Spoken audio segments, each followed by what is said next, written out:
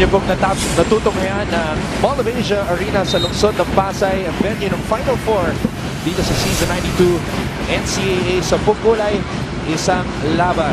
Anton Rojas kasama si Coach Mix Bustos, and we also have Sarah Carlos at courtside. It is Perpetual versus Beda for the right to face Arellano University sa finals. Well, Anton, after the first quarter, or team seeding after the first quarter, itong Perpetual help. When they led all season, they're 8-1 when leading at the first. Ang Beda naman, they are 4-3 when trailing after the first encounter. Numbers that we have to take note of as we move closer to the end of this game later on. Pero mahaba-haba pa ito. Nagsimula pa lang ang second quarter as Duno Noah nakalusot pero masyado malakas yung pagtalbog ng bola sa glass. Well, what's remarkable, Anton, yung talaga nagpalamang para dito sa Perpetual is yung kanilang second unit of the bench. Itong si Easy as he gets that big jump shot, flash at Diwa, Jack Howe, and GJ Ilagad. Providing dividends para dito kay Coach Jimmel. The reaction from Prince Ese, kasi nga hindi nakashoot yan sa first matchup. Adamos, dinabas dito kay Presbytero. And the ball will go back to the Perpetual side. But a little adversity Anton para sa Beda. It doesn't mean that they have to panic, they have to wave the white flag early. Siyempre para sa second unit mo, or everybody who's coming in, you just have to start it on defense, and that is where you'll get your momentum.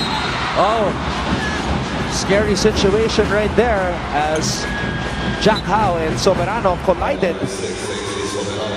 But Jack Howe is okay, Soberano's okay, everything's all good. Inside the Mall of Asia Arena dito sa lungsod ng Pasay, 24-15 ang ating talaan. Lamang ang Perpetual. Buti na lang, merong superhero-like reflexes si Jack Howe doon. Ang galing ng instincts. Ito na yung pinakamalaking kalamangan ng Perpetual dito sa ating laro. Howe drives baseline, umatras, tumira, masyado malakas. Boko, napulot ang bola. Binigay kay Soberano. Soberano flips it up and in. That's what they need, AJ Soberano, showing us na hindi lang niya kayang tumira sa labas pero can create shots of his own. Panoorin natin muli, AC Soberano, one of the most consistent players para sa Red Lions sa kanilang huling 5 laban.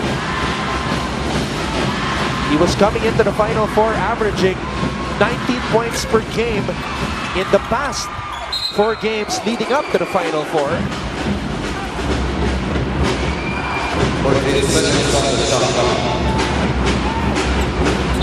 Devon Potts, leading scorer para sa mga Bedista, averaging 16.6 points per game, number 5 in the league. Dagamon, napulot ang bola. Dagamon, binigay kay Ilagan. Ilagan with a fake. Ilagan with a drive. Prince Ese with the throwdown.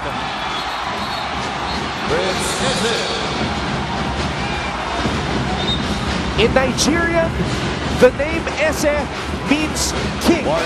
And this was a king-size throwdown mula kay Prince. King-size throwdown, king-size move para dito kay Prince Easy. Humelpang kanyang depensa. Walang nagawa si Presbytero doon. The two small guys, what a mismatch doon sa ilalim. And Ese, what a recovery. Tumalon. Kumagat sa fake ni Bokon. Nakahabol pa. The length of Prince Ese, a huge factor dito sa laban na to. Tumalon na eh. Nandun na eh, oh. Diba? Biglang hinahabol. Well, Perpetual Knicks has been known for their defense all throughout the season. Of course, the number 1 defensive team starting season 92, only holding their opponents to 62 points a game. Kaya marami nagsasabi na it's offense versus defense dito sa Final Four matchup na ito. Brett Acquetti having a good time at the bench. Of course, Brett Acquetti, for him, he scored 15 points and 11 rebounds, double-double para sa kanya during that last game noong September 30. But for Bright, he has really to come up big, in this game. And he's capable of doing more than those numbers that you just mentioned. Kasi nga, ang averages niya, 18.4 points per game, 2.3 rebounds per game. That's number 3 and 4 respectively in points and rebounding in the league. Of course, ang number 1 in the league is Gio Halalan and Ray ng Bata. Musunod dyan itong si Bright Akweti. Sandiwa, difficult shot. Mocos with the board. Well, right now, they're flipping up their benches. Pumasok na ulit ang first unit ng San Beda and Bolick, nagpakawala ng tres. the good pass right there. Actually, Anton waited for if Bolick was gonna make that shot. Pero ito nga, Perpetual Health needs to shuffle up their lineup right now kasi nagkakaroon na ng momentum dito ang San Beda. Dalawa na lang ang lamang nila ng Perpetual Health. It was as high as 9. A turnover by the Altas. Dan Sara picks up the basketball. Binigay kay Potts. Potts kumandate. Bolick for the lead. Robert Bolick. Is it beast mode again? Beast mode, don't care. Robert Bolick Jr. Well, as we can see, Dan Sara again finding his shooters right here with that kick out. Robert Bolick, his first of his back-to-back threes. And eto right away, San Beda gets the lead and with the momentum, most importantly, as a Perpetual Health calls this timeout. 8 straight points from Robert Bolick. San Beda reclaims the lead 27-26. Is pleased. Hashtag BMDC.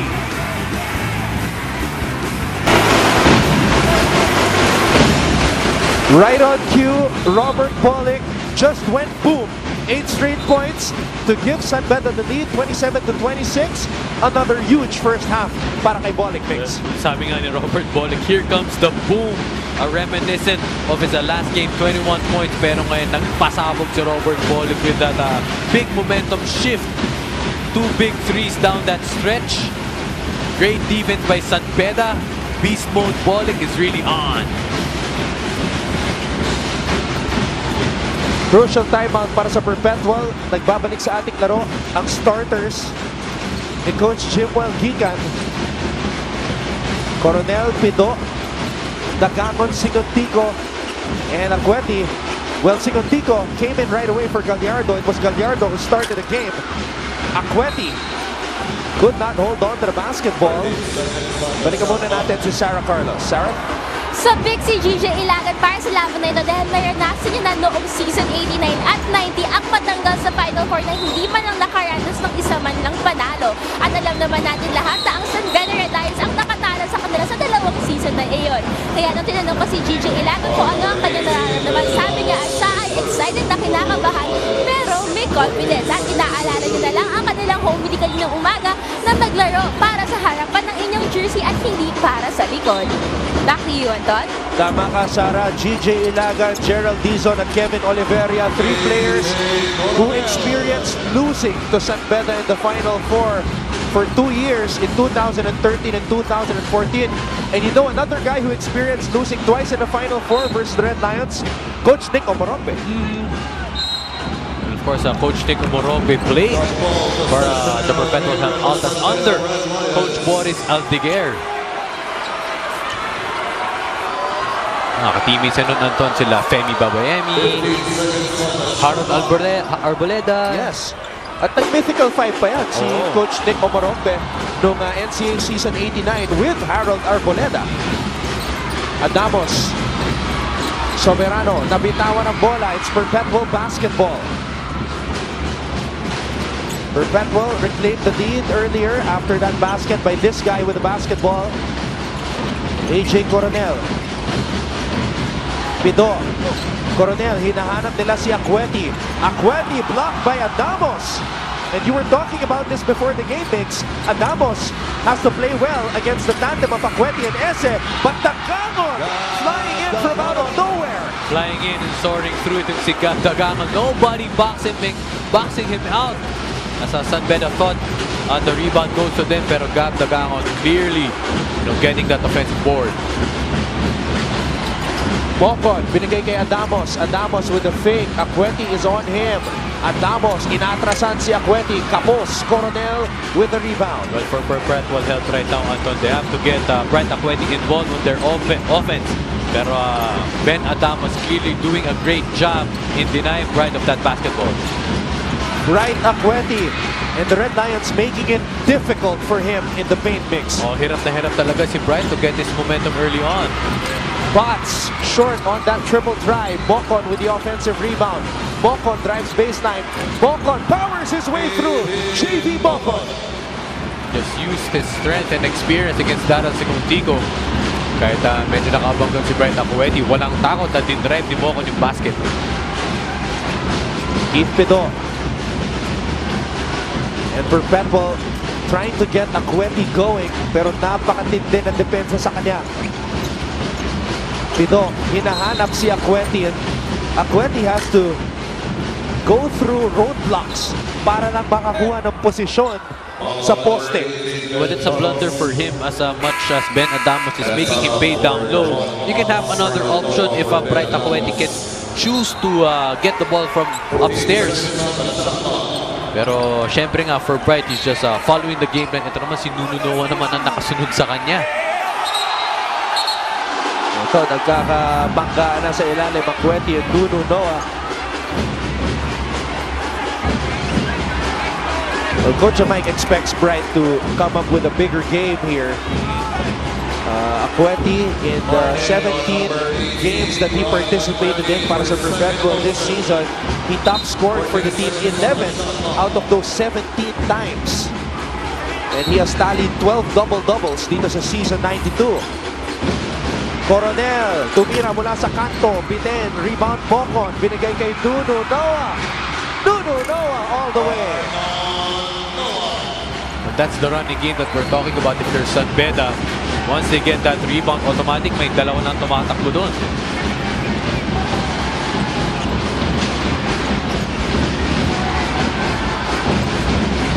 Pido, binigay kay Seguntico for 3. Dagangon with the rebound. Dagangon, that's an offensive foul. And a clear offensive foul right there with a ward-off itong si Gab Dagangon. Great hustle by Dan Sara in forcing Gab to commit that turnover. Malinaw na malinaw, nakita natin. Talagang ginamitan ni Gab ng braso itong si Roldan Sara at lumipad itong kapitan ng Red Lions and the co-captain of the Altas. No reaction from him. Ilagan, nagbabalik sa ating laban. Sara, binangga ni Acueti. Binigay kay Bocon. Bocon, umatake. Pinasa sa loob. Nuno Noah, kapos. Tapi ka ng bola mapupunta dito kay Acueti.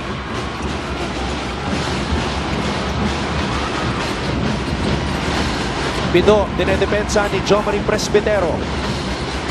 Vermont says, fantastic bowling. Nice pre. May tawa pa.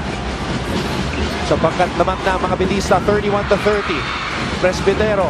Seguntico has to let it fly. Sobrang bitin. Tracy says, now is the time. Perpetual Altas for the finals. Perpetual Arellano, ikasa na yan. Hirit ni Ico Velasco. Maraming salamat sa lahat ng mga nagpapadala ng mga tweets. Keep them coming. Gamitin ang hashtag NCAA Season 92. Timeout muna tayo. San Beda leads Perpetual 31-30. Na pinapahirapan talaga ng mga Red Lions na pumorma itong si Bright Acueti. Well, you know, Bright Acueti, as you mentioned, Anton, in the 17 games that he played, he top scored 11 of those games in the last game nila, even though hindi siya nag-top score doon, pero he ended up still with a double-double, 15 points and 11 rebounds. It was an efficient game for him, 7 out of 9 from the field. Pero right now, Anton is really struggling down low. 2 points lamang siya, 1 out of 4 to go with 5 rebounds. Credit that defense by Noah and Ben Adamos is really giving him. Kaya naman, binalik muna ni Coach Jim Malgican si Prince Ese as Ese challenges this rainbow by Roldan Sara. Rainbow shot by Roldan Sara with the outstretched arms of Prince Eze. Right now, they're up by 3. Dan Sara could be playing in his final game sa kanyang collegiate career. A 2-time champion dito sa NCAA with the Red Lions. A former Red Cub as well. Sadiwa, binigay dito kay Sigondico. Ilagan, thought about the 3, that's traveling on GJ. Well, right now, Anton, Perpetual is struggling dito sa ating second quarter. Wala pang double digits ang kanilang naitatala in terms of scoring. Sara, hinahanap si Bolick, pinopostehan si Ilagan. Bocon with a fake, Bocon with a drive, Bocon with the basket. That's what I'm talking about, Anton. San Beda has to get aggressive, you know, in their plays, and that all starts with the defense.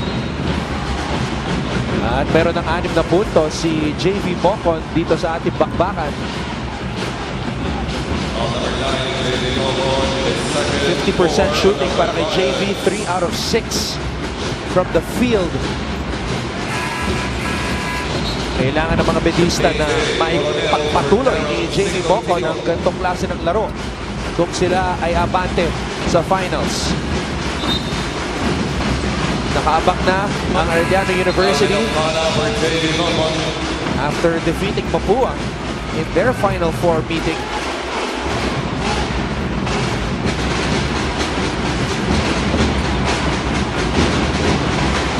Sadiwa has the size advantage kontra kay Dan Sara at this point guard matchup. Dagamon umikot, fumade away.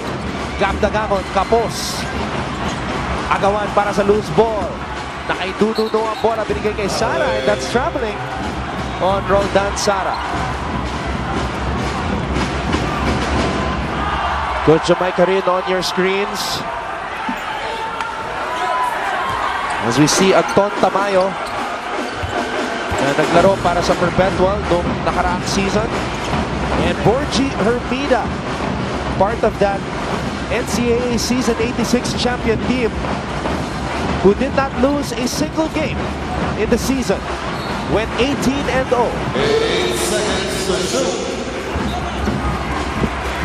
8 seconds ang nalalabi dito sa shot clock. Coach Jamaica rin, a San Beda alumnus, grade school, high school, and college.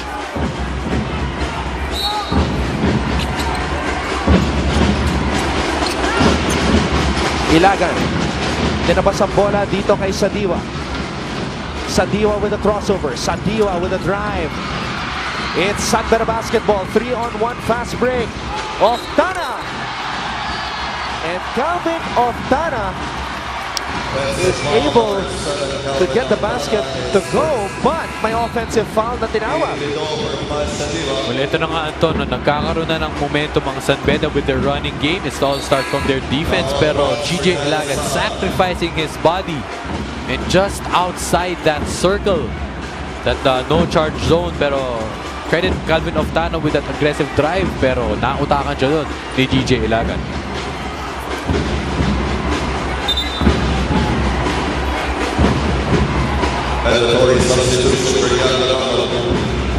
At mukhang dumudugo itong kamay ni Gab Dagamon sapagkat inanunsyo na may mandatory substitution na mangyayari dito.